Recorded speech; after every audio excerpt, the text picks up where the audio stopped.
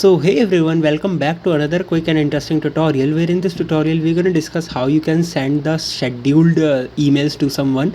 That if you want to send the email at a particular time period but you want to write it earlier. For example, if I want to send a email at 10 p.m. but I am free and I have written and send that email at 8 p.m. but I want to send it to 10 p.m. onwards, so I can set it as a scheduled email so that the email has been delivered at the time I want. So in order to send the email via schedule, all you have to do is to just basically open the Gmail account on any web, or you can use the same process in mobile application Gmail as well.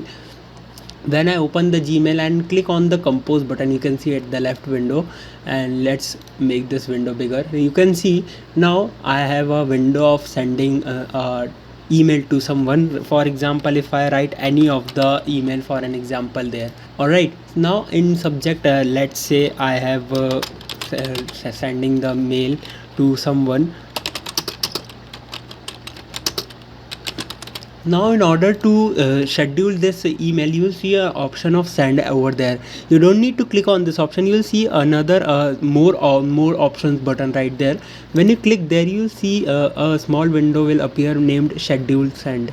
When you click on this button, you can now enable schedule the email as time as you want. You can either select these recommended times, or you can pick the date and time over or from here also. Like if I want to send email 7 days later, I can do that as well. I just simply write there and set the time I want to send.